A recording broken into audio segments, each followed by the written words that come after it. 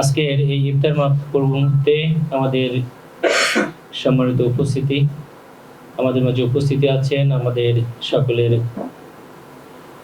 নেতা, আমাদের ইয়াসির আরাফাত ভাই, আমাদের অঞ্চল দায়িত্বশীল সহকারী দায়িত্বশীল আমাদের হেদায়েতুল্লাহ ভাই, থানা আমির সহ অন্যান্য নেতৃবৃন্দ। আসসালামু আলাইকুম রহমতুল্লাহ। সবাই ভালো আছেন না? সবাই মনে অনেক অভিযোগ, আমি দেখা সাক্ষাৎ করছি না, আসি না। ঠিক আছে,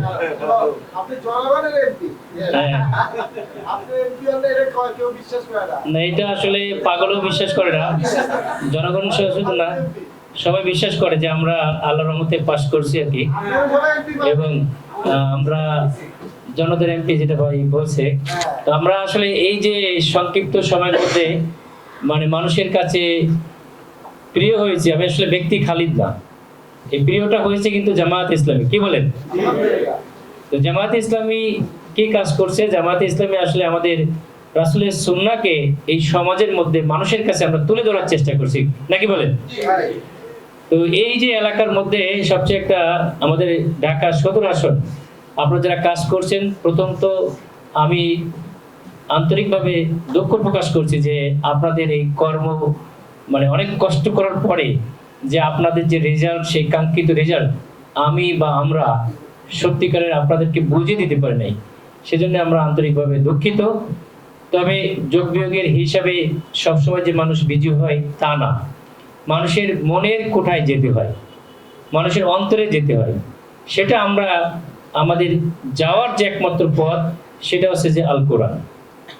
এই আল কোরআন এবং এই রমজানের যে সম্মান, এই সম্মানের একমাত্র কারণ হচ্ছে এই মাসেই এই কোরআন নাজিল হয়েছে। এবং এই কোরআনে আমাদের বিভিন্ন ইনস্ট্রুমেন্ট আমরা কিনি, বিশেষ করে বিদেশ থেকে দামি যে ইনস্ট্রুমেন্টগুলো আসে তার প্রত্যেকের সঙ্গে দেখবেন যে একটা ম্যানুয়াল থাকে, এবং আমরা ওই ম্যানুয়াল ছাড়া সাধারণত এটা অপারেট করতে পারি না। আমার বড় বড় ইঞ্জিনিয়ার আসে, এরপরও ওই ম্যানুয়াল খুলে তারা স্পেশাল কোড থাকে, ওই অনুযায়ী এটাকে কিন্তু চালনা করতে হয়। এবং এমন কোড দেওয়া থাকে যে ওদের কাছ থেকে এই রিয়েজেন্ট না নেওয়া পর্যন্ত আপনি এটা চালাতেও পারবেন না।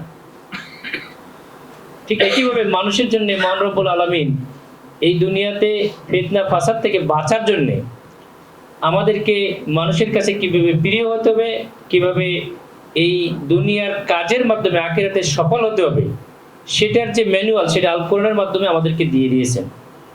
এই আল কোরআনের মধ্য দিয়ে যদি আমরা যাই তাহলে আমরা অল্প সময়ের মধ্যে মানুষের প্রিয় হতে পারবো। যত ভয় ভীতি তারপরে তাদেরকে টাকা পয়সা দেওয়া, সেটার মাধ্যমেও তারা পারবে না। আমাদের এই ইলেকশনের মাধ্যমে একটা বিশেষ জিনিস, যারা রাষ্ট্রনীতি পড়ায়, রাষ্ট্রবিজ্ঞান যারা পড়ায়, পলিটিক্যাল সায়েন্স, তাদের একটা গবেষণার পাত্র হয়ে গেছে আমরা। এই আসনে বিশেষ করে 3টা বস্তি ছিল, আপনারা খেয়াল করেছেন 3-4টা বস্তি আছে, যেমন এলিট আছে এরকম বস্তি আছে। একদম শুরু থেকে প্রায় 9-10 মাস আগে আমি শুনছিলাম যে ভাই আমরা যতই কাজ করি না কেন এই মানে বস্তিবাসী এটা ভোটের আগের দিন টাকার বিনিময়ে বিক্রি হয়ে যায়। কিন্তু আমি একদম প্রথম থেকে বলেছিলাম যে এনারা টাকা নিবে কিন্তু এবার ভোট দিবে আমাদের, এটা আমার দৃঢ় বিশ্বাস ছিল। কারণ আমার কাজের মাধ্যমে আমরা দেখছি যে আমরা তাদের প্রয়োজনের সময় তাদেরকে কাছে যাব, এবং আমরা গিয়েছি প্রত্যেকটা ঘরে ঘরে গিয়েছি, এবং মানুষের যে কৃতজ্ঞতা বোধ, এটা যে মানবিকতা, এটা যে শেষ হয়ে যায় না এই ইলেকশনের মাধ্যমে, সেটাও একটা প্রমাণ। তারা টাকা খরচ করেছে, ভয় ভীতি দেখিয়েছে, তাদের লোকের মাধ্যমে রিক্সায় গেছে, ভিতরে যে ভোট কিন্তু আমাদেরকে দিয়েছে। একটা বস্তিতেও তারা জাল ভোট, চুরি ভোট, এই চোরের পরেও তারা আমাদের থেকে বেশি পায় নাই। এটার মূল কারণ ছিল ডাক্তার খালিদ না, জামায়াতে ইসলামী। জামায়াতে ইসলামী রাসূল করিম সাল্লাল্লাহু আলাইহি ওয়াসাল্লামের সুন্নাহকেই মানুষের মধ্যে নিয়ে যাওয়ার চেষ্টা করেছে। আমরা এই রমজানের শিক্ষা ওইটাই নিতে চাই যে মানুষের কল্যাণের জন্য আমাদের কাজ করতে হবে, এবং ওইটাই আমাদের আসল পুঁজি। এই পুঁজি যদি আমরা সঞ্চয় করে দুনিয়াতে যাই তাহলে ওইটাই আমার সঙ্গে পরকালে যাবে, আমার কবরে যাবে। এটাই আমাদেরকে নিয়ে, এই মানসিকতা নিয়ে আমাদেরকে এই সমাজে কাজ করতে হবে ইনশাআল্লাহ। এবং এইটা যদি আমরা করতে পারি, সমাজ পরিবর্তনের যে সূচনা শুরু হয়েছে এই যে ভোটের মাধ্যমে ইন্ডিকেট করে যে চুরি করে একটা উচ্চ পর্যায়ে যাইতে হচ্ছে, বড় পোস্টে যাইতে হচ্ছে, এটা দলীয় প্রধানকে আমার মতো একটা ক্ষুদ্র ব্যক্তির কাছে পাশ করতে হচ্ছে, কি পরিমাণ পরিবর্তন চাই তার বাস্তব প্রমাণ এই ভোটের মাধ্যমে প্রমাণিত হয়েছে। এই ভোটের মাধ্যমে আরো প্রমাণিত হয়েছে যে আমরা অন্যায়ের প্রতিবাদ করতে জানি, অন্যায়ের প্রতিবাদ করাটাই মানুষ চায়।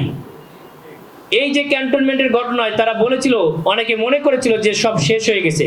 এই ক্যান্টনমেন্টবাসী তাদের সন্তান অফিসাররা 50%-এর উপর ভোট আমাদেরকে দিয়েছে, ডবল ভোট দিয়েছে।